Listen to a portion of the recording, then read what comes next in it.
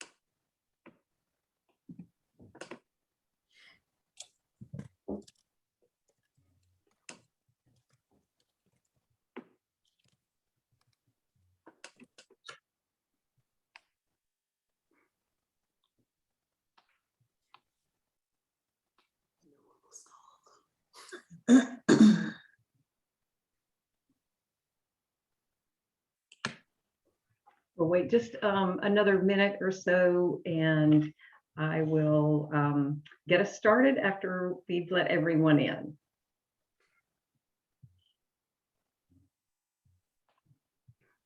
Wow.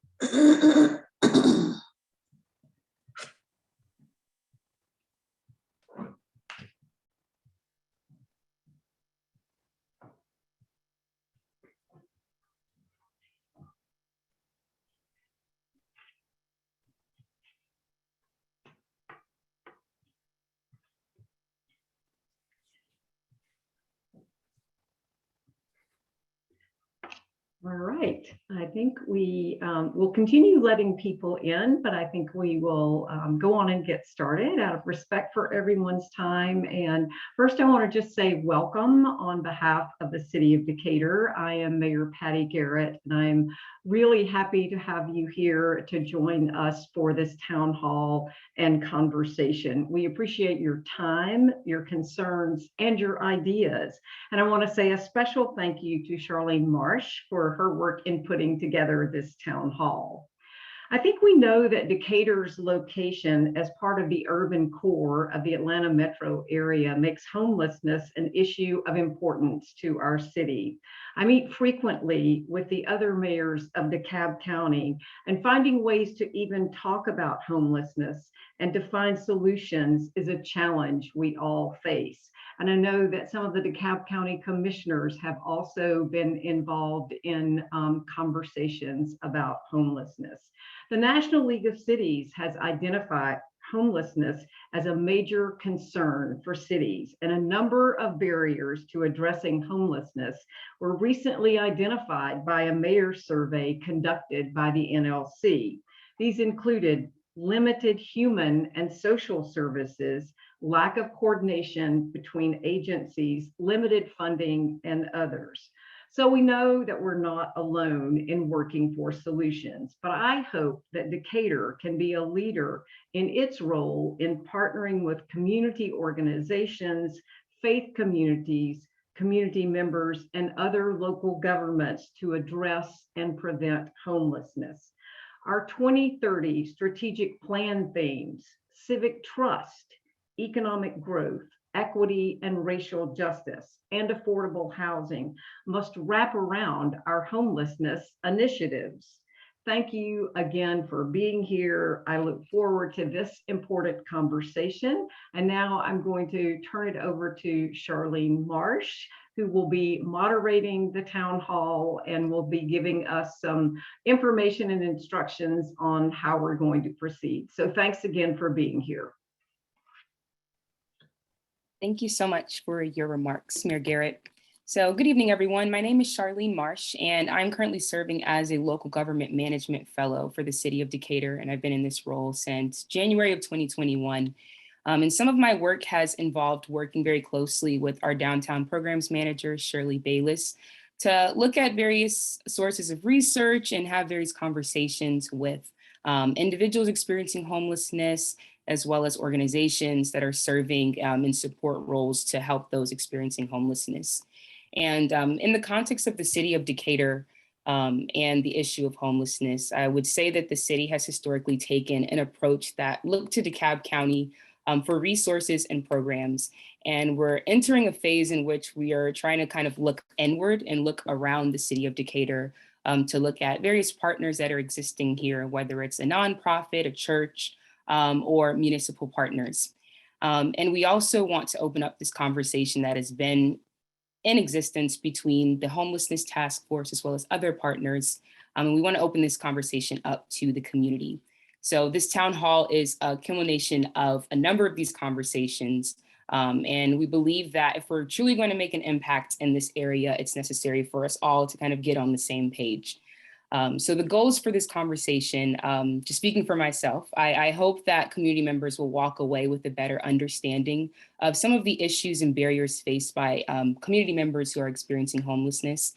And also as a member of the City of Decatur staff, I would hope that other staff members would walk away with a better understanding of how we can walk forward with the charges given to us from the community members on this call.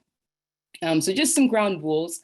This call is in the webinar format, and this call is being recorded. And before the call, we also were receiving questions in advance through SurveyMonkey. And so during the panel discussion portion of this call, we will be having some of our panelists answer some of those questions. And then there will also be some time for a live Q&A. So we'll ask you all when that time comes to send your messages or send your questions in the chat, as well as any feedback that you may have. We cannot promise that we'll get through all of them, but we'll try to get through as many as possible. So the first thing that I want to do is share a video with you all that was created by a community member by the name of Vickey Boyles. And Vickey has lived experience with homelessness, and Vickey was going to join us live today for this event, but unfortunately she's unable to. So she worked with some staff from Frontline Response, who you will hear from a little later, to put together these videos. And Vickey has a message that she wants to share with you all about the misconceptions related to homelessness. So I'm going to go ahead and share this video. And once I bring the video up, if someone who can speak can let me know that the sound is working or not, that would be great.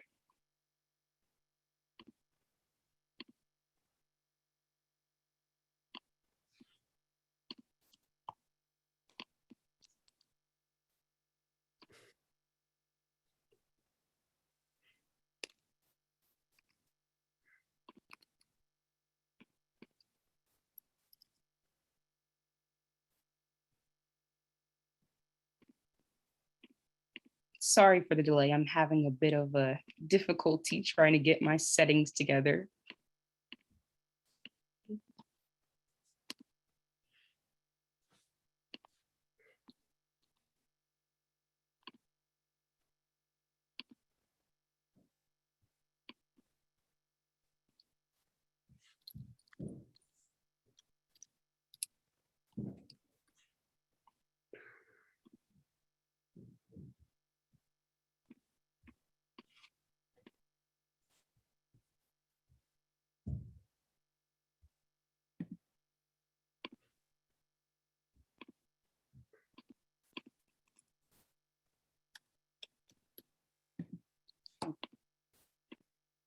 Charlene, would you like to go ahead and let Dan speak, and then you can show it? Yeah, actually, yeah, let's do that. Dan, I'm sorry. Would you like to go ahead and give your remarks on the relationship between the city and Frontline response while I figure all of this out? Absolutely. You're doing a great job, and there's not much you can do when it comes to video technology and Zoom. We've all been a part of the Zoom world for, the last 2 years. Zoom was nothing until 2020. It became everything. I should have invested, but I did not. My name is Dan Palmer. I'm the CEO of Frontline Response, and I am super honored to be a part of what your city's doing with our homeless friends. Those are experienced homeless, those are unsheltered. And Mayor Garrett, thank you for paying attention to those that most want to walk by, ignore, or get rid of, and that you actually give a focus on them. I think it's super, super important. And so just thank you. And Charlene, thank you for all the work you put together. These are not easy meetings to put together. I just want to honor all those involved and all the people on panels, all the experts are here. I'm going to just go ahead and disclaim I'm not an expert. And my title might make me sound like I am not. I've been doing this for a lot of years, since 2003. We started in Atlanta, but we realized homelessness was not just in the city of Atlanta. It was throughout all kinds of cities throughout the metro area. And we found ourselves working in Decatur quite often, and actually built a partnership 3 years ago with the city. And 2 years ago, we became with an MOU with them. And one of the things we loved about Decatur that we did not experience with any other city was the recognition of dignity and honor and value of those that are experiencing homelessness. When we were hanging out with the police, they were so kind to those that are experiencing homelessness. They cared about them. They knew their names. They knew where they were from. They knew all kinds of things about them. And I could tell you from other departments, they're great. They do a great job. It was definitely different in Decatur. And my team that's been out there has said Decatur is doing something cutting edge as far as a city, as a community with those experiencing homelessness. So I know for some of you guys, there's lots of problems, maybe crime, and you're like, how are we going to deal with it? First, it starts out with loving people well. And then from there, you can make great choices and decisions and how you can deal with each individual, work with each individual, walk with each individual, and see them come to the best outcome, which is best for them. And so Frontline Response, who are we? The best way I like to say it is we are the ambulance ER system to those in social crisis. We find those unsheltered, those experiencing homelessness, they are the ones that are in a crisis issue. And the crisis comes from all kinds of different things. And there's a lot of reasons why somebody may be homeless, from financial situations, from hiding because they have a felony, to mental health, to all kinds of other areas. They might have even trauma they might have experienced, especially those that are veterans, that they have PTSD and trauma they're dealing with and need to be worked with and loved upon and walked with as they find their answers to health for them. So Frontline Response, if you think about the medical world, we are what I said is the ER and ambulance system to that. So right now there's lots of people that might give a homeless person some food or give them some clothing or do something nice for them, maybe provide an area for them to hang out. And then there's some long-term cares, but there's nothing in between. And Frontline Response, we're that in between. So imagine if you got in a car accident and there was no ambulances, no fire trucks, and no ER systems, just hospitals, long-term care, and community that came around you that didn't necessarily know. They might be taking to a knee doctor, we need a heart doctor. And in the long term, in the nonprofit area and in that area of care for a lot of people, those that are in social crisis, that is how it is for them. So Frontline Response, we found ourselves the last 8 years, 2003 we started, but 8 years ago, we found this niche in the nonprofit world where there was a lack, and that was that lack of that ER ambulance system. So we are on the front lines every day, rescuing these. And when we say rescue, we mean come alongside people that are ready for change and make sure they have nothing hindering them from having change, making sure they can get out of the situations they're in and help them get into the situation they're looking for. And so every day we're out there, our guys and our gals are out there loving on these people, hanging out with them. We'll give them food, we'll give them clothing, but we always give them a phone number and a card to let them know if they're ready for change. And when they're ready for change, we will make that change happen for them. And so they can come off the streets at that point in time and we can help them.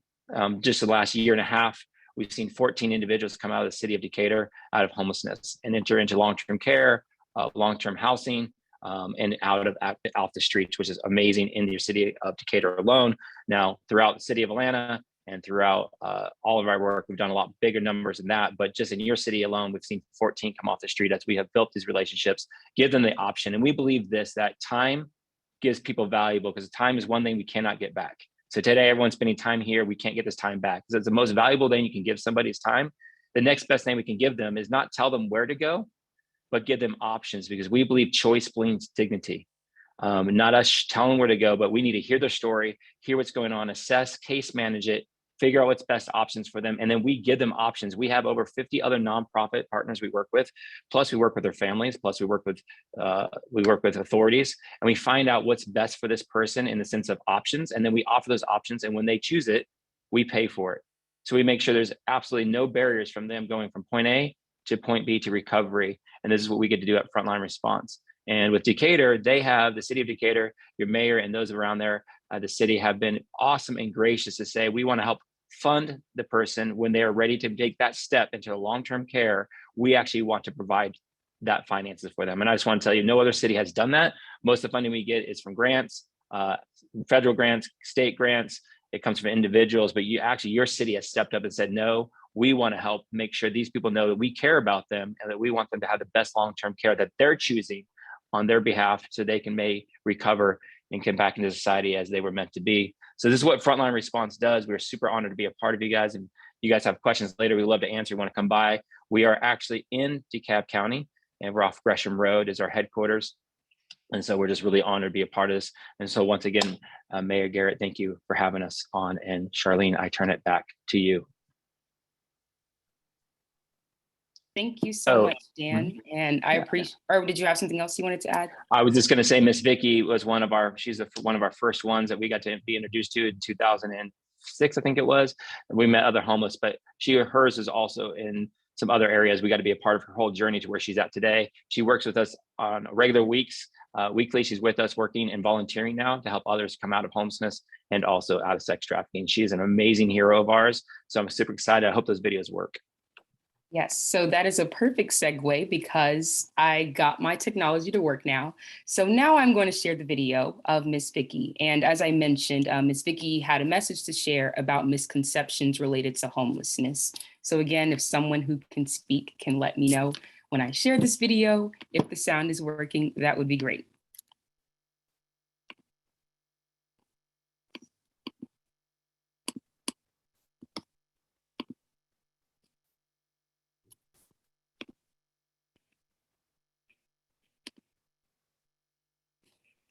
Hi, Miss Vickey. Hey, Mr. Jill. Sound working? Okay, great. Yes. Could you introduce yourself to everyone? My name is Vickey Boyles. I am 14 years of recovery. I've been dealing with housing programs since 2009, the good, the bad, and the ugly. Well, we're thankful for you taking time to help us all understand those experiences better. And one question we have for you is, what would you like for people to understand about the experience of being homeless?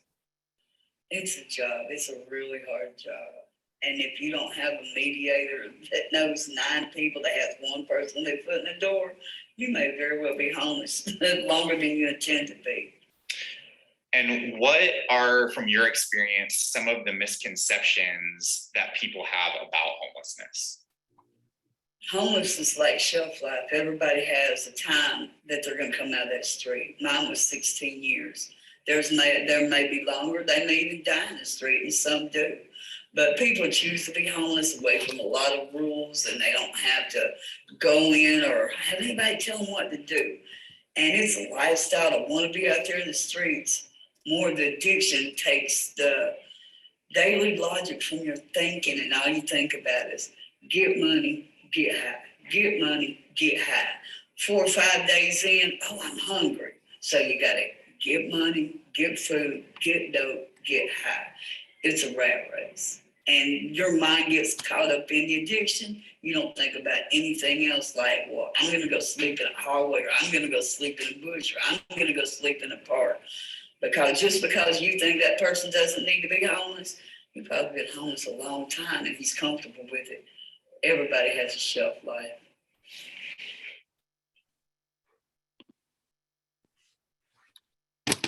All right. So we thought it was going to be very important to frame this conversation around the lived experiences of individuals who've experienced homelessness. And Miss Vickey is one of them. And throughout this conversation, you might hear people talk about something called people first language. And this is something that came up in questions and feedback that was submitted through the Survey Monkey. And I wanted to acknowledge that and hold space for it. But you'll hear people refer to people as people experiencing homelessness and unhoused community members, as opposed to homeless people or homeless individuals. And just want everyone to know that people who are experiencing homelessness are members of this community, just like everyone else, with a unique set of needs, just like everyone else. And just a little bit more framing, according to the US Department of Housing and Urban Development, there are 4 categories that are used to define homelessness. There's literally homeless, which refers to people who are living up in a place not meant for human habitation, such as cars, emergency shelters, hotels, etc. There's imminently homeless, which refers to people who are at risk of losing primary nighttime residence within 14 days and lacking resources in order to remain in that housing. Then there's the definition of homeless under other federal statutes, which refers to families with children or unaccompanied youth,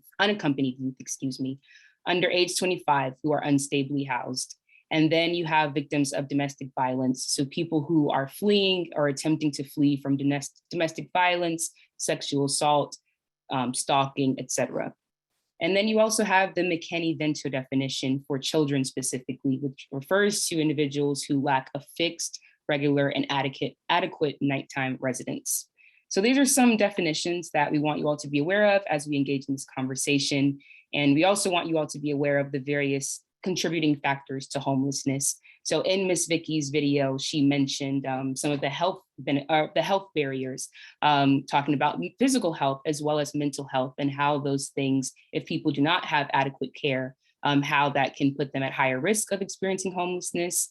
We may talk about criminal justice and how those who are returning from jail or prison have higher rates of experiencing homelessness. We'll also talk about housing affordability and the impact of low wages. So based on what I've just shared and based on what Ms. Vickey shared in her video, it's very apparent that homelessness, as we see it, is the product of many, many layers of crises and policy failures. And unfortunately, there is no easy fix and there's no quick fix. And none of us will see results by tomorrow, but I think it is still important for us to operate with a sense of urgency as we look to find solutions. And there's power in partnerships with organizations like Frontline Response. There's power in policy changes, and there's also power in allowing those with lived experience to lead the way, which is something that I can say that we all need to do a better job at doing. So without further ado, I want to move into the panel discussion portion of our evening. We have several panelists who are representing various organizations and just aspects of involvement with homelessness outreach and housing policy. And I'm going to go ahead and hand over the mic. Whoever would like to start first with introducing yourself, tell us who you are, what organization you are associated with, and your passion or your interest in this conversation, in this issue specifically. Well, I'll go first. You want me to go? Charlene, it's Shelly. Yes, please. All right, so I have a little 90-second talk. I have to speak quickly. So hi, everybody. One initiative of A Home for Everyone in DeKalb, which is our organization, is the provision of cold weather shelters. But since COVID, it had to be cold weather assistance. You might be interested to know we had over 200 different people come for this assistance in downtown Decatur this past winter. That included 18 families and about 30 people each day we opened. We also provided approximately 30 lunches a day for the first year of COVID, collaborating with 3 downtown churches and 180 Decatur volunteers. Our primary initiative, though, is ensuring that everyone has a home. And to that end, we have provided startup costs, case management, etc., for 39 Decatur and DeKalb people so they could move into their own apartment or boarding house. We are also running a capital campaign to buy our first house so that 3 individuals will finally have a place to live at only 35% of their income. I would just like to conclude with a wish list for all municipalities, including Decatur. Ideally, zoning and building codes should allow for very low cost efficiency apartments to be built for people who have a history with that locale. But until that happens, we would like to see every city and county work together and take responsibility for providing safe places for people to stay, especially for people with children. Churches, businesses, and local organizations like our own could help with this. It doesn't have to cost a lot, and we think it's the humane thing to do. Thanks, Charlene, for organizing.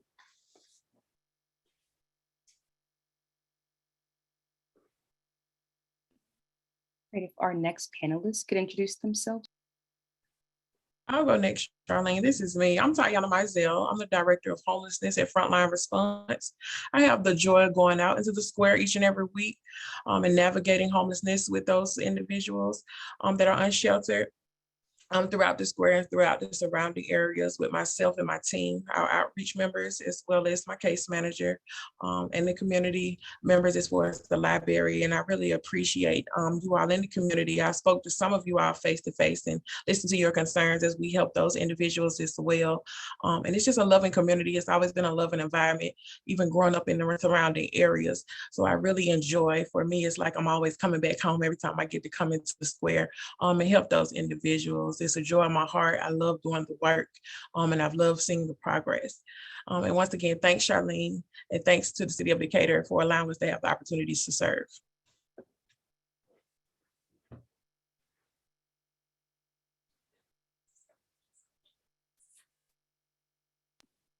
If our next panelists could go ahead and introduce themselves. I can go next. So my name is Kristin, Allin, and I work for the City of Decatur. I'm the Affordable Housing Fellow. So I started with the City of Decatur back in 2019, and I worked with the Affordable Housing Task Force and came back as a fellow in 2021 to start implementing the task force recommendations.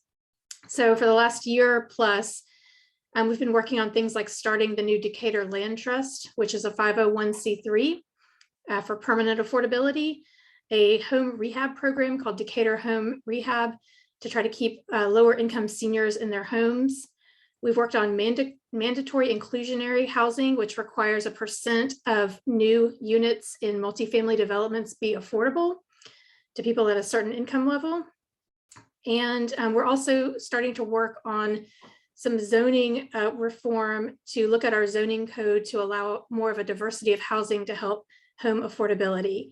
And we're also talking a lot about ideas around supportive housing for our unhoused neighbors and how to utilize partnerships in the affordable housing world in Decatur. So thank you for having me here tonight.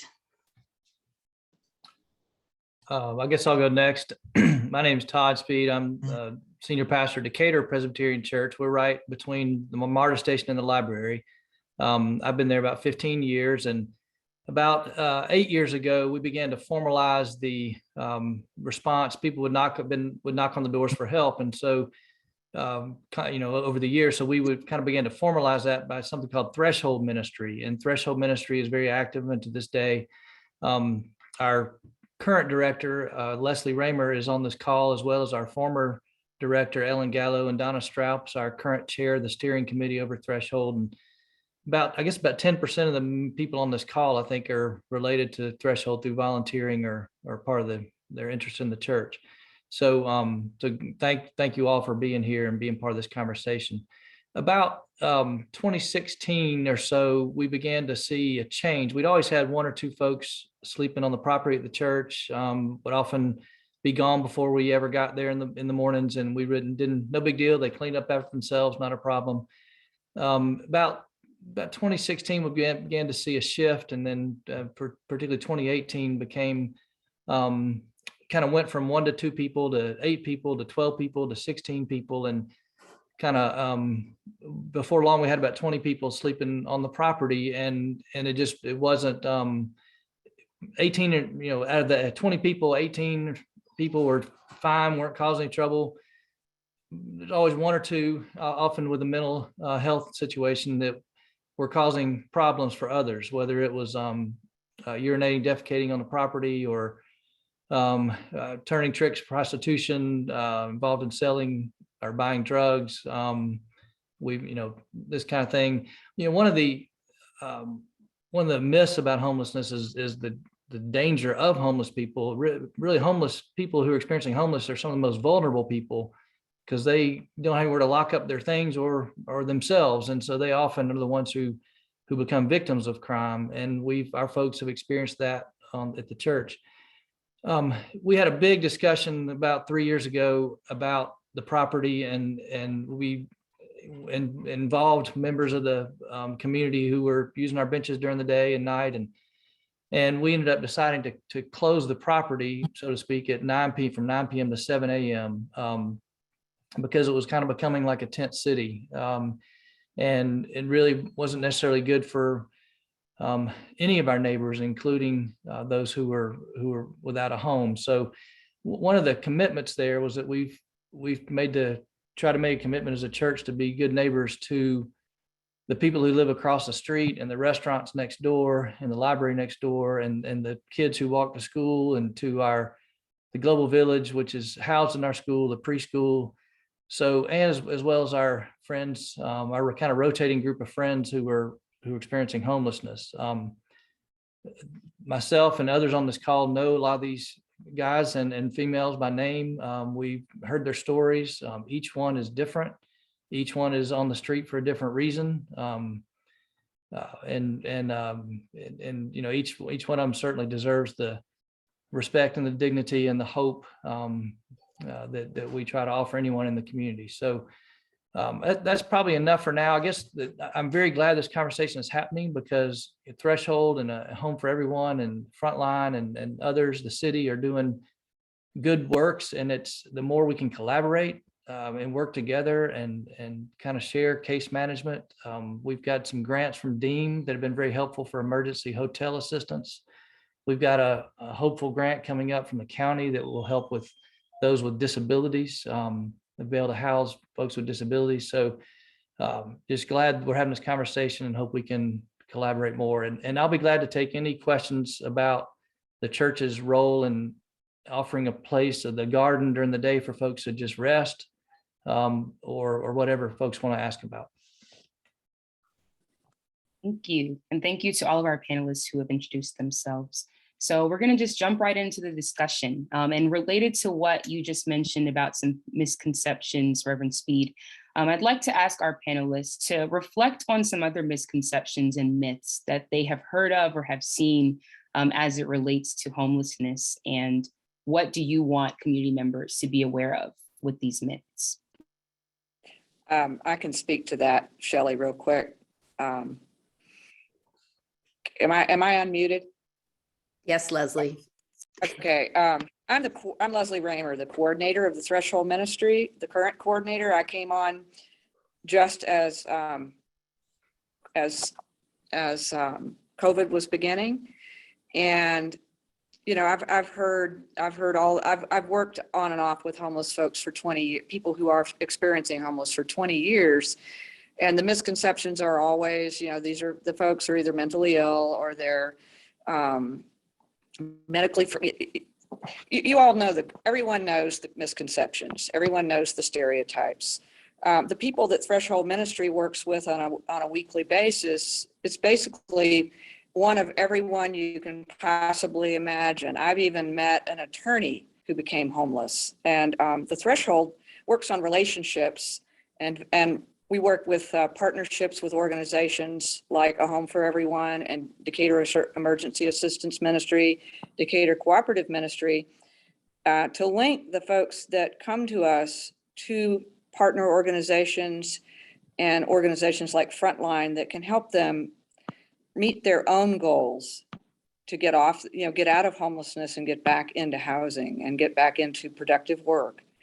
And we've done that. We currently have 218 people that come to us regularly and about 500 people that are on our email listservs.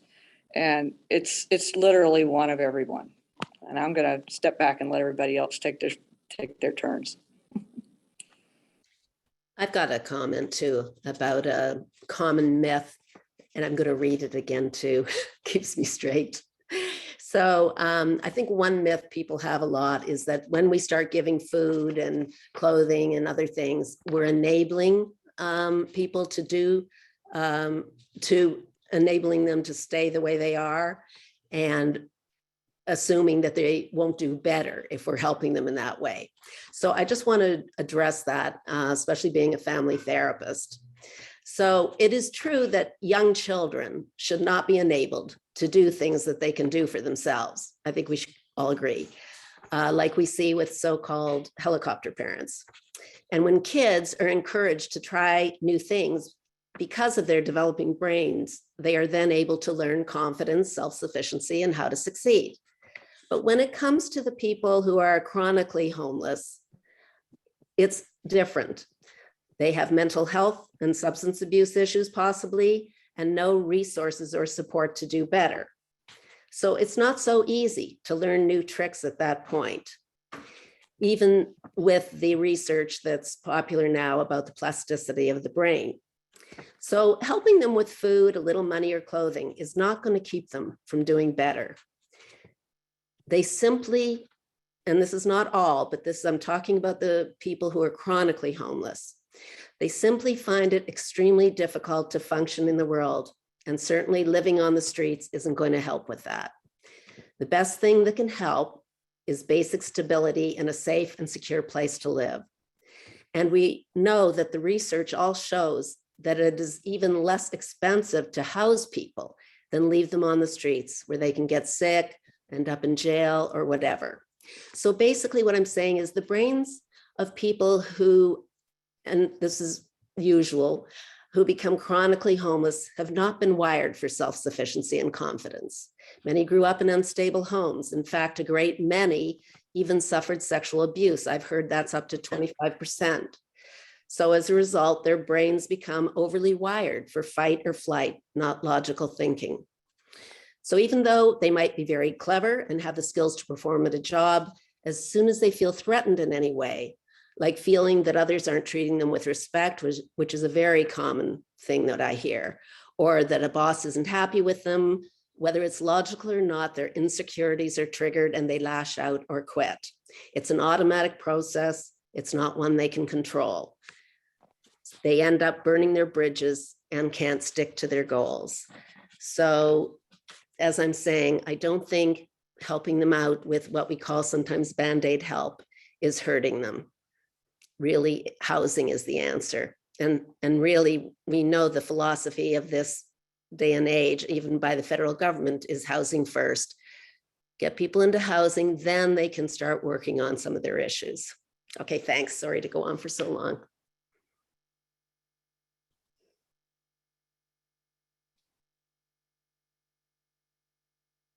Okay, Charlene, this is Tyana. I'll chime in from there. Ms. Shelly, she did a great job explaining it. For us at Frontline, one of the things that we have been able to do to challenge those misconceptions is that we're frequently there, being present and consistent each and every week. We've had the chance to sit down with some of those individuals with the mental health and just those barriers that we've seen from COVID. They have just forced them into homelessness, but we've been able to spend time with each and every individual and to learn some of their background, even with some with the mental health issues. We reached out to family, made that family connection, and really being able to dig deep into the root and the cause, and even coach and help families address the mental health. And some of them been able to return home back to their families after we've been able to give them the resources to do so. So it's just taking that time and being consistent with that individual as well to, channel those misconceptions. And I would just say, especially after attending some events for Home and Everyone in DeKalb, that there's a misconception that we don't really know people in our lives that are homeless. But if you look closely enough, you'll find that that local business owner that you've met maybe was unhoused at one point, and your friend's parent potentially was unhoused for periods of their lives. And that we also have children in our school system that are homeless. So I don't think we need to look as far as we think to understand how much being homeless and the homelessness affects people in our community and in our lives. I think a misnomer is that we have an answer for everyone as a group when it's each individual has a need. And then we had to find out the need of each individual, and each individual may not respond the same timing, just as my parents thought they had all the answers for me. I had to bump my head quite a few often to figure out what the options were for me for my success in my life. And when tragedy has been a part of your life, you operate in a place mentally at a high crisis level. High crisis level means you're there to survive. It is it's either flight or it is freeze as well.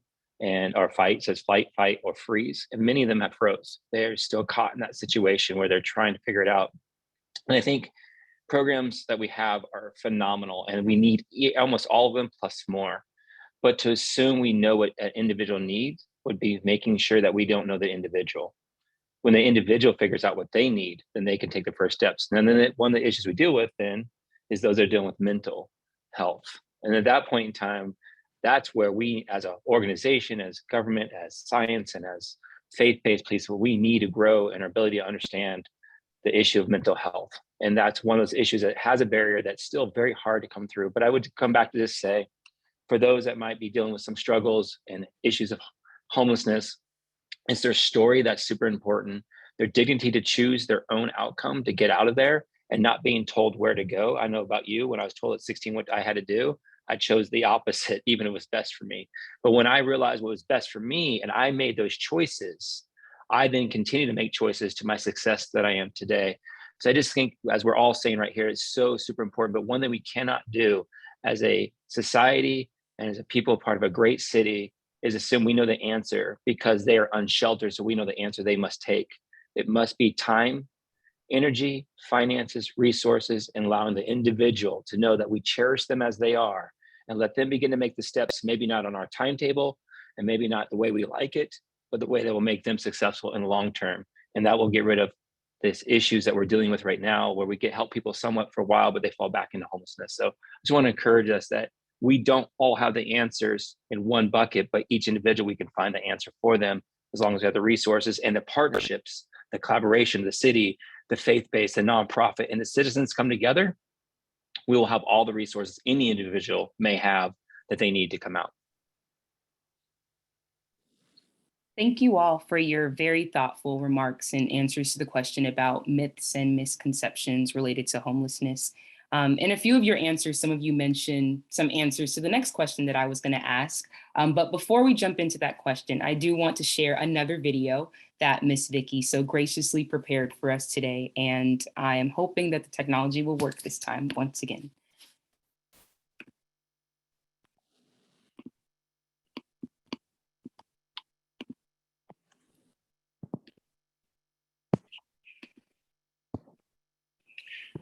Miss Vickey, what are barriers that you're still facing in your life today that have carried over from the time that you were homeless? My felony convictions, I have 7 left right now that are being taken care of in court. But even with the HUD rules that stated nobody could judge us, people would pull, the landlords or the supervisor would pull my criminal background and read it like a Harlequin romance, other than the last year of incarceration being 2007. That would have gave me all that good time that society hasn't caught up with yet. And how do those convictions affect your ability to live the life you want to live today? I'm not really happy with it. I don't know. I mean, people telling me no, and all I'm seeing is a hurtful world, not trying to give any type of compassion to people. I mean, even with a Section 8 voucher, I was getting doors slammed in my face. And what resources and actions of others have been the most meaningful to you as you navigated homelessness? I mean, there were a few of the programs that were good, but the thing is they're not long-term. I mean, long-term having to be in a program that says, well, Miss Vickey's stable, Miss Vickey's not using. But what if Miss Vickey's 14 years in recovery and I'm still having used the program to keep housing, that thinks they're keeping me from using, which I haven't used in 14 years. And right now, that's what I'm having to rely on for housing, because society hasn't caught up with a person in recovery. Everybody knows somebody that needs to be in recovery, but yet all the times that I've been dogged out by police officers to give up crack, to give up the pipe, to give up the street light, nobody's willing to show me where the doors are that's going to help me maintain my sobriety, other than the church and other than the prayer. And speaking of that, you have hit some big milestones. How long have you maintained your sobriety? Since 2007. I mean, for 14 years, I've begun August 27, 2007. And I do a lot of resourcing because it's multiple choices other than having to take what's thrown at me. That's amazing. So with what you were just saying, not just having to take what's thrown at you, how important is it for the individual to be empowered with choices that they get to make versus only having single options? I mean, it's the old rules, the old laws is that even though you're based on income, you're not required to take whatever's thrown at you. You have choices, and to educate yourself or to have your caseworker say, well, this is what we're going to lay out for you, and we want you to look at it. And he said, I didn't even look, never mind. Anyway, that would be a better idea, and trying to learn what could help people flourish into the desire to change life and live in a compatible society today.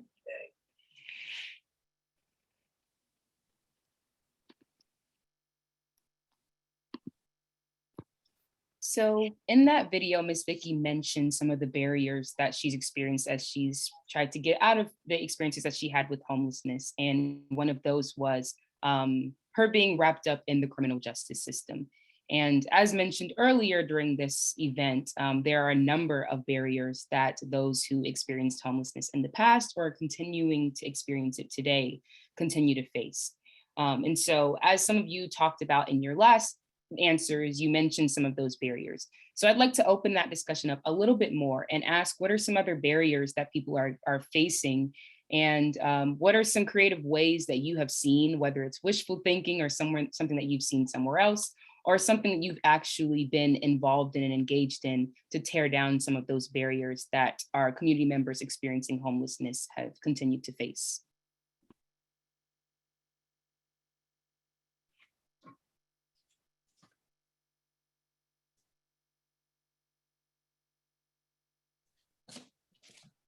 I'll go, Charlene. As I had mentioned in my last answer, her Frontline response, we've been able to come out each and every week to face those misconceptions and sit with the individual. And one of the most empowering things that I found for those impacted by mental health is being able to reach back if they have those family connections or past placements, just gathering their information, their history and their journey, and using learning and listening, taking the time to actually listen to their story each and every week to understand and empower them with those options by listening. And I think that's one of the most powerful tools that we really have to use as we service them, is listening to their story and how has it impacted them, because that lets us know how they got where they're sitting and how can we move them forward. I think it's Shelly.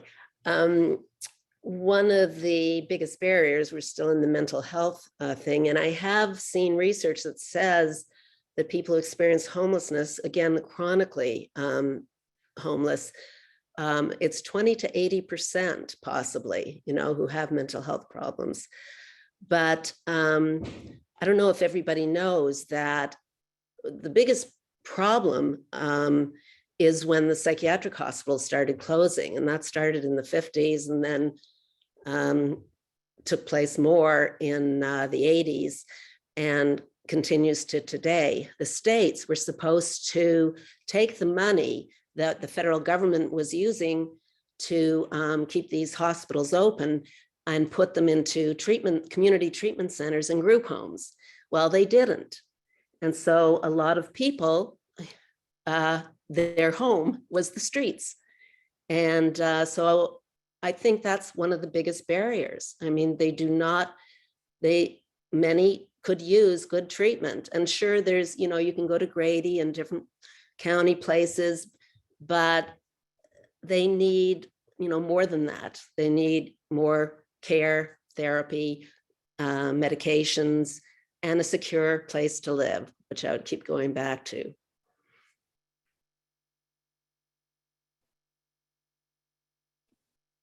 So if none of our panelists have another answer to this question, I'm going to move forward. That's okay.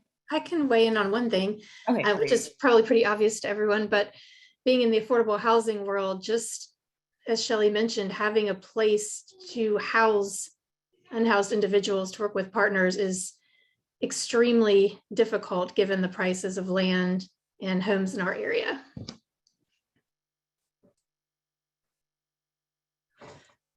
And Charlene, one last thing I'll add to that too as well. A lot of them that frequent the city of Decatur also, they love it there. They don't want to have that option of leaving. So we have to tell them, the benefits of going into care, seeking your medication and things like that, because they don't see the need for it as well either. So just giving them that option and the resources and the tools of having it and knowing the benefits of it as well has been beneficial, but realizing that too, giving them that freedom of choice. Thank you. So another question that came up several times in submissions to the SurveyMonkey was about efforts to discourage permanent to semi-permanent sheltering on city benches, sidewalks, MARTA stops, and the church courtyard. And this was specifically in reference to Decatur Presbyterian Church. And so I'm not sure if we have anyone from the Decatur Police Department who can weigh in here, but I do have some information on that. But Reverend Speed, would you like to touch on that question? Sure. I mentioned that a little bit ago that we began to have kind of a tent city type environment, and so we had to make a very difficult decision to close the property and put out signs that say the property's closed from 9 p.m. to 6 or 7 a.m. I guess, but and that's that was hard for us to do, but again, we're trying to be good neighbors to not only our unhoused neighbors, but also our neighbors across the street and the restaurants and kids and schools and all that stuff. So, so we have made some efforts to not have people stay to live there. I mean, I basically, when I get to know people, I call them my name, kind of hear their stories, and I get to the point where I say, hey, you can't live here. We can work with your threshold and trying to find some options, but you can't live on this property. And so, there are people who show up, who knew people in town who show up and may stay for a couple of days before we kind of have thresholds open, before we have conversations with them. But we've tried to communicate that we are welcome here. You're welcome to be here during the day, but you can't live here. I don't know if I'm answering the question or not. You did, thank you. And I do want to weigh in on the city side in response to this question, just a response that I got from a representative of the police department. So at the moment, Decatur Police has an enforcement protocol that includes issuing written warnings, and they also provide a copy of the city ordinance for first offenses. They issue a citation, and they also, in addition to the copy of the city ordinance, they issue citations and then arrest upon a third offense. And this person wanted me to note that most often when officers encounter someone new to them that's violating the aggressive panhandling ordinance, they speak with the person and they try to gain an understanding of why they're panhandling, where they live, or if they are unhoused, or if they possibly have any mental or physical health issues. She also added that these officers provide information on resources in the area. They call emergency medical personnel if needed, and also sometimes contact organizations like Frontline Response to request that they meet with the individuals. But as our panelists have mentioned several times, people do have choices. And so Decatur Police do not force anyone to accept assistance. But if people do continue to violate statutes, officers do move forward with following the enforcement protocol. Something else that they wanted me to note was that it's important for the community to understand that not everyone who engages in aggressive panhandling is homeless, and not everyone who is unhoused engages in aggressive panhandling. And so officers are often called to respond to aggressive panhandling by community members, business owners, et cetera, when an offender is following someone or blocking an entrance or a vehicle, or even getting violent or yelling out and screaming at individuals. But I was told that if the officers observe this behavior without receiving calls, then they address it. But sometimes officers are notified about these issues when they occur inside of a building or on a patio after the fact, sometimes days or hours after the incident. And this typically happens when the business owner contacts someone from the city, who in turn notifies the police department. And so for the police department, in order for them to respond to these issues, they must be called like when the incident is occurring, so that they can try and locate the person who's often moving around and speak to the complainant or the witness to the offense. But the police department cannot enforce an ordinance or prosecute an offense based on anonymous information. As I said, I just wanted to weigh in and provide that information from the city side as it pertains to why there is no enforcement when it comes to people sheltering on city benches or in church courtyards, and also enforcement as it pertains to aggressive panhandling.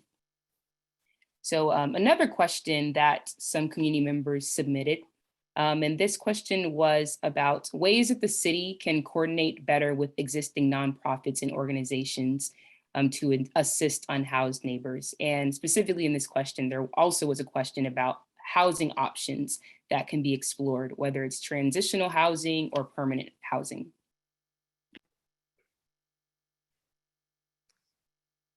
Well, I'll just say that I think it would be, and I kind of said this already, but it'd be great to see the kind of one-room efficiency type apartment being able to be built.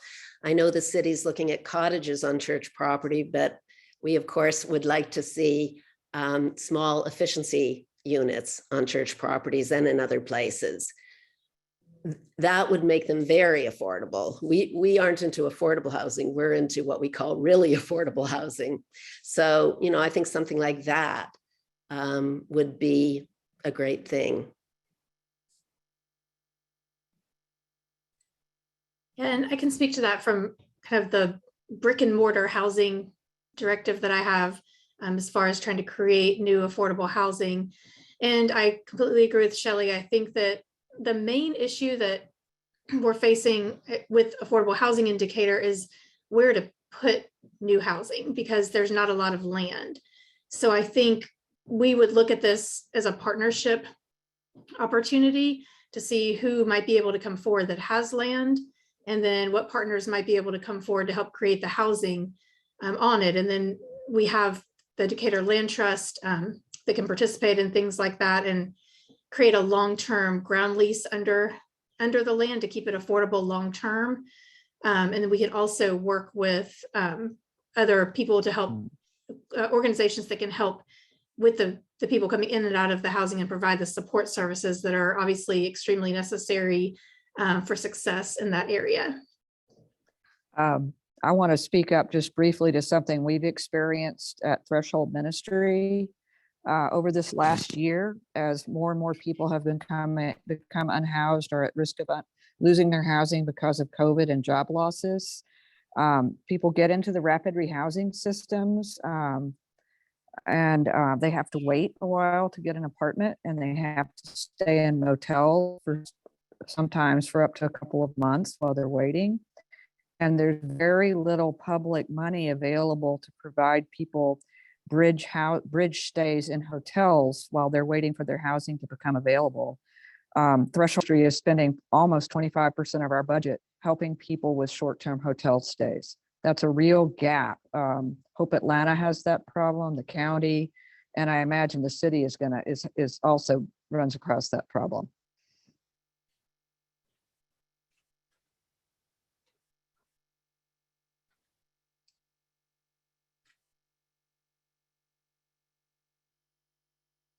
Just scanning to make sure that no one else wanted to speak. And before we move on to the last question, I would like to share one. Excuse me, did someone say something? We have somebody waving their hand in the chat. I don't know. Glenda Trimer's waving her hand.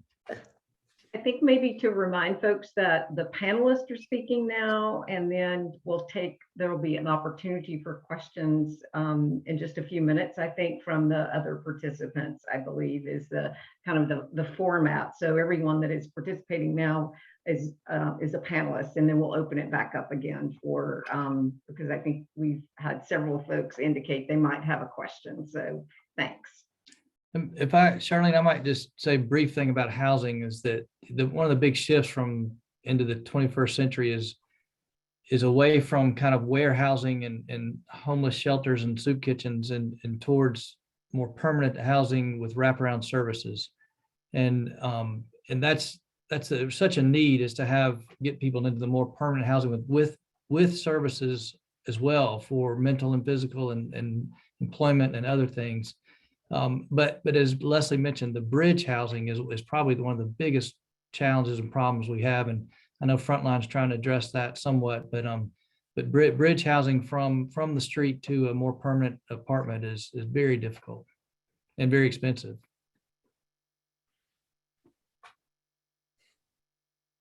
So as we wrap up this initial part of the conversation, I do want to share one last video from Miss Vickey Boyles, kind of summing up some last thoughts that she wants everyone to hear.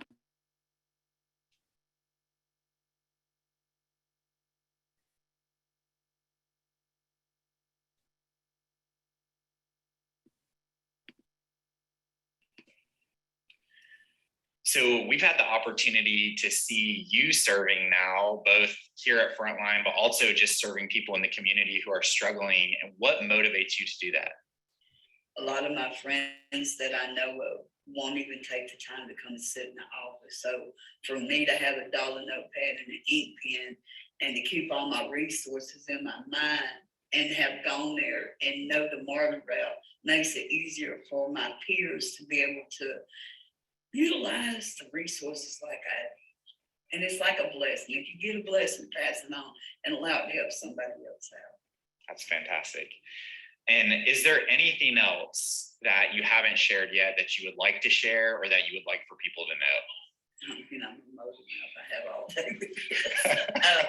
I have many answers to many questions. I've been through this since 2007. I don't know how to design a way out. I just know that if you're sitting here listening to me, 90% of people have that one person that needs to be or needs to remain in recovery. And I'm not asking you to make it super easy, because us learning strategy was really easy. Learning the strategy to maintain recovery will be a big help to change a negative into a positive, and just support. A lot of hugs. Ms. Vickey, I know you've referred a lot to recovery. In your experience with folks who are in homelessness, is addiction fairly prevalent and mental health challenges in among those who are homeless? From what I see, yes. From what I know, yes. And then some people have mental health, because I see people talking themselves, and you know the family needs to be taken care of. But even with the mobile units from the emergency rooms, they don't stop and even try to give these people assistance. And I know you see people standing on the corner, but there's nobody there to talk to. And you know that person needs a nurse to watch after them. So where did that part of the system go wrong? Because you can't make them get in your car, but if you take them down, great now, evaluated, or to a mental health facility, you're helping him out from getting hurt, him or her, or hurting someone else. That's good. So if anyone who is tuning in wants to reach out to you with follow-up questions or to learn more about some of the resources you've learned about, how can they get in touch with you? My name is Vickey Boyles. I'm at VickeyBoyles2022@gmail.com. Vickey, V as in Victor, I-C-K-E-Y. Last name, B as in boy, O-Y-L-E-S, 2022@gmail.com. I'm up at 7 a.m. and I go to bed at 10. And if you got questions, if you want to talk about what I've been through or what you want to know to maybe help to change, I don't mind emailing you. I'm a motor mouth. I'll talk to you about everything I've been through and let you know, so that way you can help somebody else not have that challenge. Wonderful. So once again, that's Vickey Boyles, Vickey Boyles 2022 with the numerals 2022 at gmail.com. And I can promise you, Miss Vickey is absolutely a wealth of resource and knowledge. So Miss Vickey, thank you so much for your time today. Thank y'all.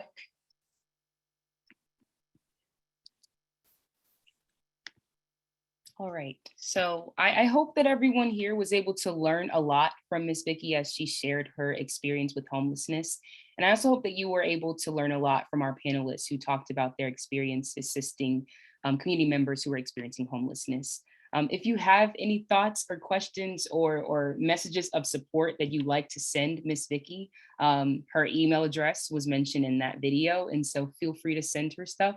I will be giving Miss Vickey a call later this week just to check in with her and thank her so much for sharing her words of wisdom and her experience with you all. But at this portion of the program, we're now going to turn over to some open Q&A. Shirley, I don't know if you are still here, if you are ready to start moderating that portion. Yes, I am. I am Shirley Bayless, the Downtown Program Manager for the City of Decatur. And I have worked with a number of you or talked with you or we did different things together regarding those in our community that are homeless. And so I'm going to be reviewing the questions that are coming in through the chat. I've actually had 2 come in already that actually I have the answers to. And one of those, someone wanted to know how many people were on the call tonight. We have had as many as 151 participants on the call tonight. The other question that was asked was whether or not our police had a copy of the list like that is given out at Threshold. And they do have the list, and they also have the information for the dates that Frontline comes out each month. So we make sure that we try to keep that list as updated as possible. If there are changes that come about, usually those changes are sent to me. And I clean up the list and send it out to our Jennifer Ross at the police department to make sure that they get the information they need so they can have the most up-to-date information as possible to provide to those that are in need of some assistance. Our first question for the panelists is, I am very grateful that the City of Decatur has taken a proactive approach towards homelessness. I was homeless for a time due to I guess it's disabled veteran. I am getting ready to shoot a film on my experiences and meeting a veteran who lives at the bus stop. I'm collaborating with Partnerships Against Domestic Violence and Georgia Coalition Against Domestic Violence. It doesn't appear to be a question there. They're just providing some information from us. So Miss Washington, I think you have a question there. If you could please put it in the chat and I will read it for you. The next question we have is, what is the city's plan to deal with the trash and debris that is regularly strewn across public space in downtown? We actually do have a beautification team, and our tourism manager, Sherry Jackman, is actually working on a plan to hopefully have some ambassadors that will assist us with keeping the trash picked up as much as possible. Our public works staff does as great a job as they can with this, but sometimes it can get become a little bit more, and it's there usually after hours if they've left. I will say that all of the trash that is strewn around downtown is not necessarily from people who are homeless. Sometimes it's kids, and there's other ways that it's happening. So we are very aware of it, and we are doing everything possible along with our beautification team, working hard as well to make sure that everyone is on board with making sure the area is kept clean. We have some new signs that will be coming out in the next couple of weeks as well, just to encourage people to make sure they keep the city beautiful. The next question from Kimberly Slusser is, have any of you been in contact with the Atlanta Homeless Union? And I'm putting that one out to the panel. What is it? The Atlanta Housing Union? The Atlanta Union. Homeless Union. I still didn't get it, sorry. Oh no, Atlanta Homeless Union. Oh. I have not heard of them before. I don't know. Yeah, the Atlanta Union's been around a long time. Leslie, have we Mhm. sent any folks down there lately? No, not lately. Not You- lately. Do you mean the mission, Atlanta Union Mission? I guess that's what they meant, but Is they it the said Union Mission? Oh, That's- we, I think that- Threshold regularly refers women or homeless. We make calls on their behalf to my sister's house at the Atlanta Union Mission. Yes, and we have worked with the Atlanta Union Mission as well with placements. Mhm. One other, next question is, does Frontline Response serve individuals outside the perimeter, specifically on Memorial Drive? That would be a yes. And if they're wanting to volunteer either for the City of Decatur or in any of our outreaches, they can do so at frontlineresponse.org via our outreach sign up. Okay. Our next question is, I'd like to introduce myself. Okay, not a question. Okay, what are helpful ways community members can actively get involved in helping our unhoused neighbors? I'd like to address a little bit. We welcome volunteers at Threshold. Probably 50% of our volunteers are not church members. Some of them are wonderful from different denominations and religions. So we welcome volunteers as well as these other groups. I would encourage people who, if you want to feed the homeless, I encourage you to work through an existing organization. It's not always helpful at the church when people bring and just drop off lots of meals for people sitting on the benches. It's more helpful if there's a designated time and place for food to be distributed. That's my perspective. Others may disagree. As far as us, a home for everyone, we are always looking for people, and actually we have a lot of volunteers who do this, but to help people with applications, job applications, their taxes, all those kind of things.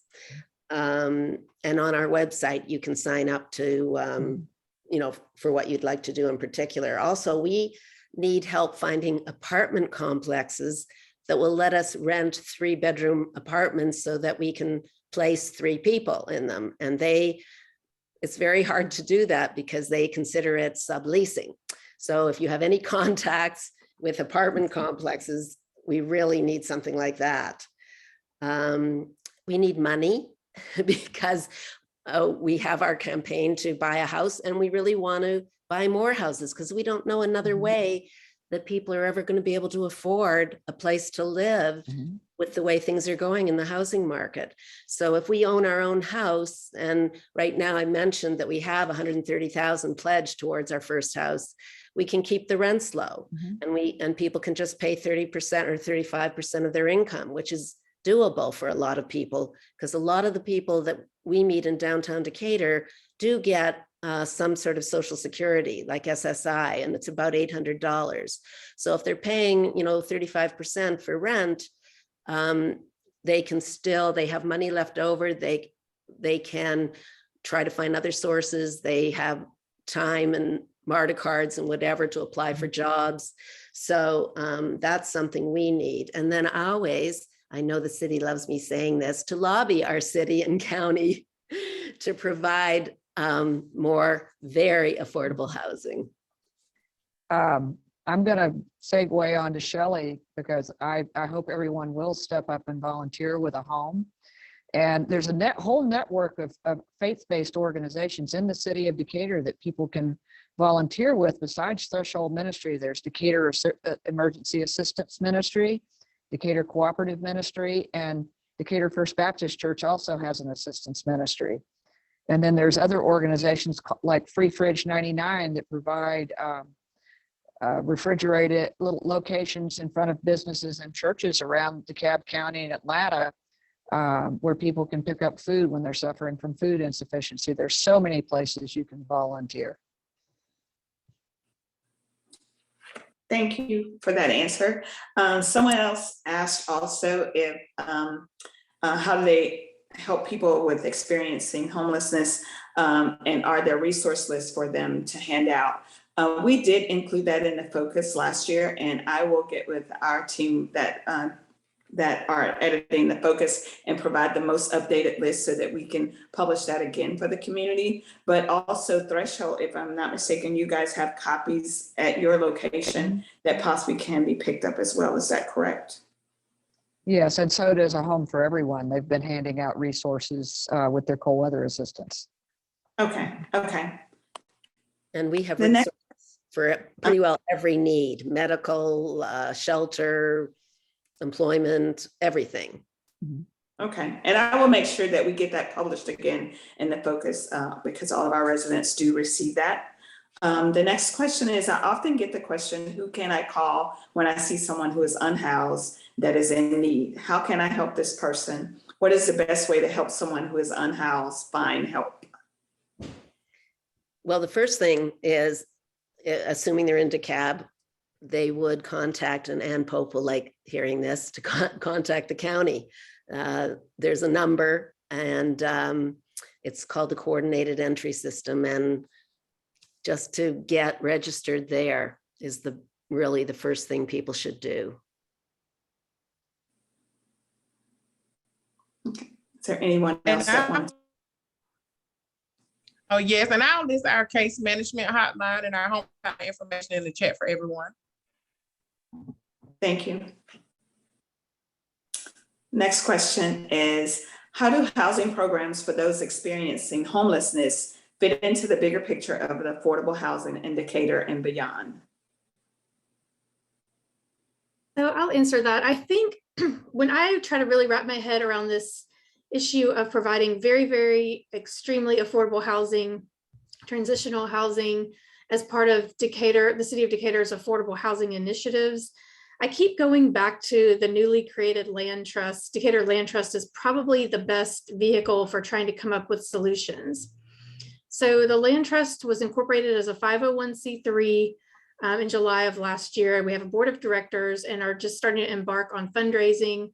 The land trust can take donations of land and houses and can work in partnerships on larger properties that perhaps, the county or religious organizations might own, to try to create partnerships to build and create housing on those sites. And we use a lease program for the land that we own through the land trust to create a 99-year affordable ground lease that's renewable for another 99 years. So it's truly affordable housing.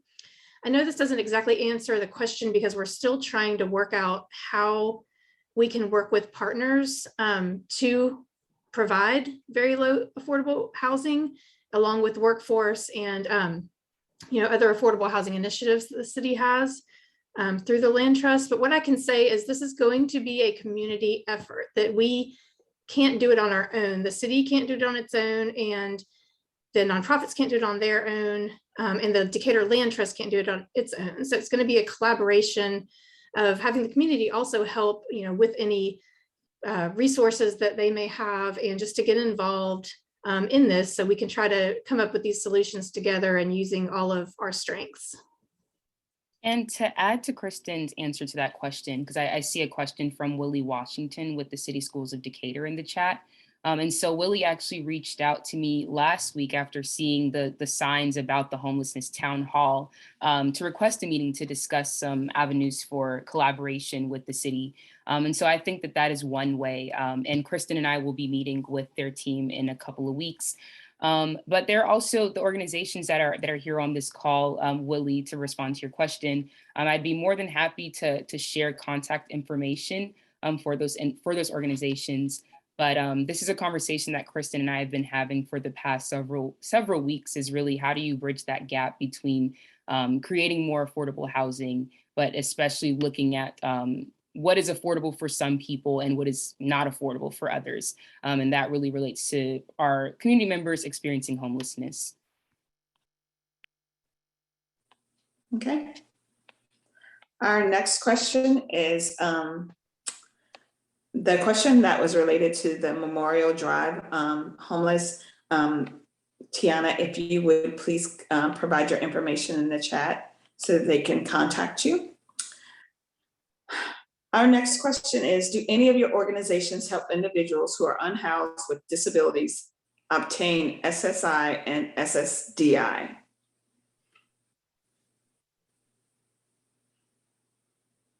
And That would be a yes. Yes, that would be a yes. That's part of our case management services that we also have. We have that element available for individuals in need. Okay. That is a tough one. It's pretty complicated to do it. And I know we sometimes send people down, I think it's First Presbyterian in Atlanta that still has somebody doing that there. We also sometimes refer people, there's a local lawyer here in Decatur, and there's other ones too doing this who will help people file the claim. And how they earn a living themselves is simply once the person gets the disability, there's usually the back payments from when they first filed, and that's how the lawyer, gets paid. So we do refer to lawyers like that for those kind of applications. And the people apparently, they need to be in care. They need to be seeing a doctor. And sometimes that's difficult, but. Okay. Thank you so much. This one would probably be for our city manager or the mayor. What is the city's response to SB 353, reducing street homelessness in 2022, which charges people sleeping or setting up camp on public spaces with a misdemeanor?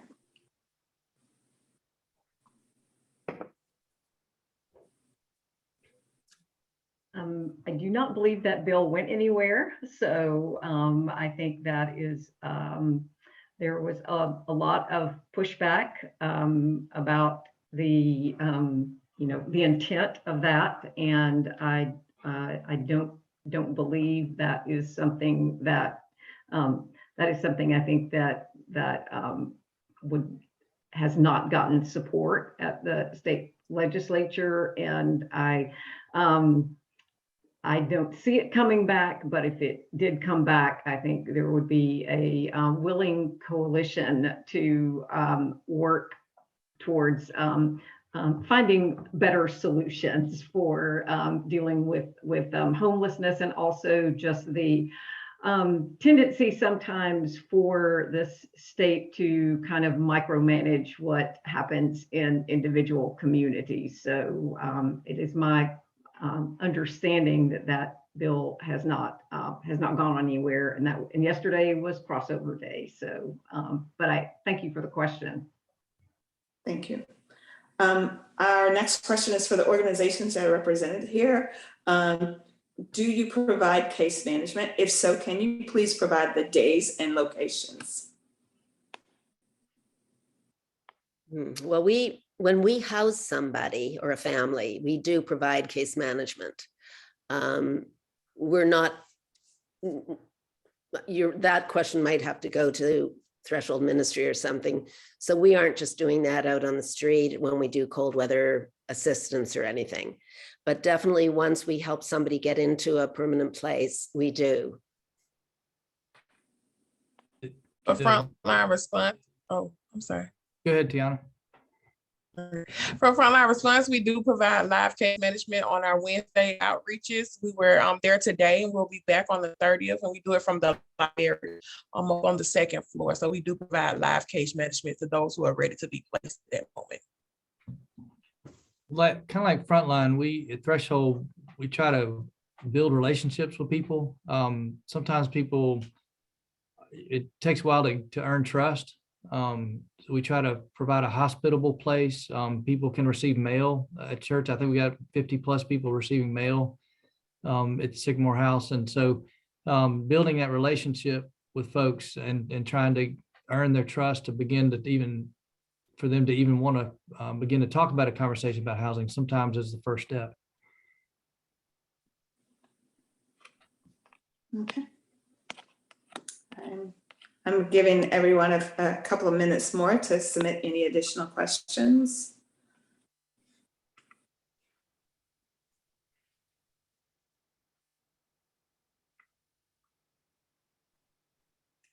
Okay, I would ask that if you all, if our representative for organizations that are on, if you, I know some of you put your information in the chat, but if you would share again your way of contacting you or someone in your organization, and speak slowly and provide maybe an email address and phone number, because some have missed that. And in addition to those of you who have put messages in the chat to introduce yourself or your organization, if you would please email myself at shirley.bayless, that's SHIRLEY.Bayless, and that's B as in boy, AYLIS at DeKalbGA.com, and or Charlene Marsh at Charlene, and that's CHARLENE.MARSH at DeKalbGA.com to make that introduction, and we'd appreciate it. If the organizations could take the step to do the same, as well as introduce, giving your name and your email addresses, that would be appreciated.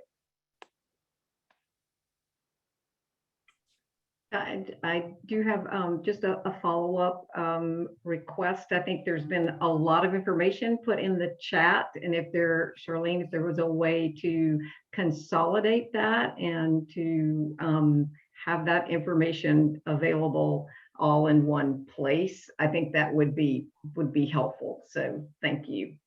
Yes, thank you.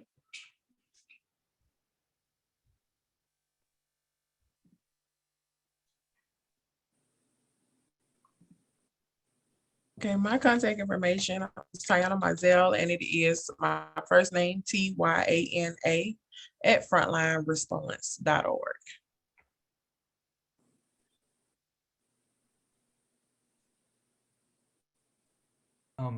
Charlene, Shirley, I do want to address, there may be people on this conversation that I think most of us on this conversation, it seems like, are people who are involved in trying to help and are involved in some of the volunteering organizations. I do want to allow for the question of those who are concerned about when they visit somewhere like Seattle or Portland or San Francisco and just see the blocks and blocks of encampments, or some places in Atlanta like that as well, and are concerned about the health and welfare of those who are there, but also of the larger community and the businesses around them. So I'm not sure if that question has not been raised. I think it's maybe an elephant in the room, perhaps, but there are larger community concerns. When folks begin to congregate in large numbers in certain areas, and so I wanted to bring that up and just to acknowledge that is a larger community concern. Yes, we are aware of that as well. And as Charlene mentioned earlier, from the statement from the police department, they have been working very hard to actually definitely identify, because in some cases it is not homeless or unhoused individuals that are in those larger congregations. Sometimes people, unsavory people, or people who have bad behavior, want to use the homeless as kind of a shield for bad behavior. So they have definitely been aware of that, and we are definitely working with that, and definitely trying to, I know Charlene is working with our police department on some things around mental health issues and things like that. So it's definitely a continued work in progress. It's not something that we ever really get to lay down, because we're definitely always working through it and working with it. I will say that if there is instances where you are being consistently panhandled, as you heard Charlene say earlier, the aggressive panhandling has a 3-step process. And so it's not like our officers are going to show up and throw them down and arrest them or anything like that. They do really make the effort to find out their story and try to direct them to get the most efficient and immediate help that they can get.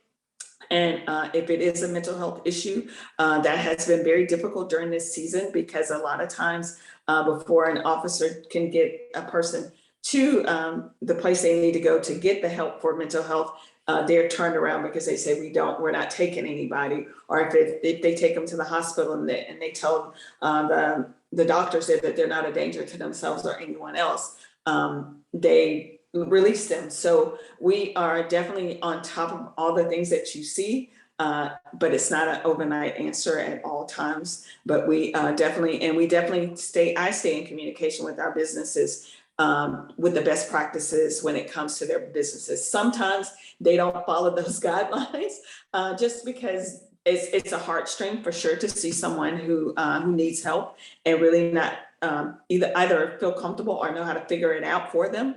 And so a lot of times it can escalate into some situations, but I think our police have always been successful in helping with that and helping them mitigate those issues. So did that answer it, Pastor Todd? Yes. I got a few more questions here, I think, that came in, maybe.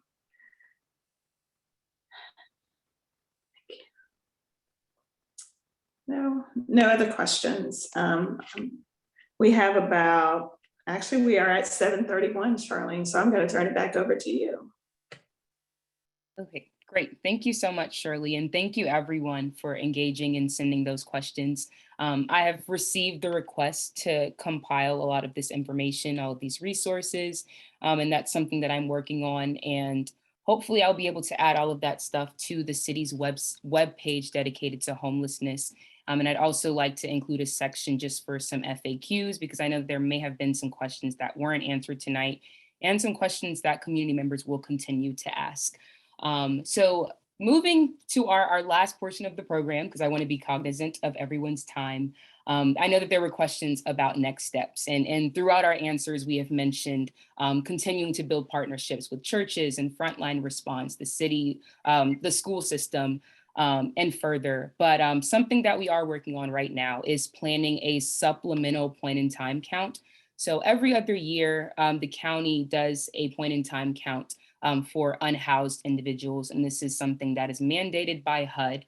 And the most recent count happened a couple of weeks ago in February. But one of the issues with these counts is that you don't get a breakdown of those numbers at the city level. And so something that we would like to do is to host a city-specific point in time count. And I don't know if anyone saw this in the chat, but Sherry Jackman, one of our staff members from the city, did mention that we will need volunteers for that effort. This will be one of those opportunities for you to get to know your unhoused community members and neighbors a lot better. We'll have some Frontline Response volunteers and staff helping out and coordinating, helping us with some volunteer training, as well as just giving some guidance on how to compassionately engage with unhoused community members and how to collect that qualitative and quantitative data that will be needed for the city as we look at new programs, new activities, and new partnerships. So at this time, the point in time count, we were planning for it to occur on Wednesday, April 20th from 8 a.m. to 12 p.m. And then we'll have a part 2 of it on Thursday, April 21st from 7 p.m. to 11 p.m. And the point of having 2 individual times is to ensure that we are capturing as much as possible during these different times of the day. So we'll have the morning and then we'll have the evening. And there will be a mandatory volunteer training on Tuesday, April 12th at 6 p.m. And I'll make sure, again, to add all of this information on the webpage, decaturga.com/homelessness, so you do not have to scramble to write all of this down. But at the count, individuals and volunteers will split off into groups and travel the city limits to, again, speak with individuals experiencing homelessness and get to know them a bit more and get to know their needs a bit more. So I'll be adding some information to the city website about that in the coming days. But if anyone does not have anything else to add, I just want to, again, thank you so much for taking part in this conversation. I know several people have asked, like, what's next? When's the next conversation? And I can say that I have gotten an overload of information that I want to sit with and process and talk about with other city staff members, as well as Frontline Response, so we can figure out what those next steps are. So thank you so much for engaging this evening at this town hall. And with that being said, I don't know if I have power to adjourn meetings, but you all may go about the rest of your evenings. Thank you. Thanks, Charlene. Thank you, Charlene. Thank you. Thank you, everyone.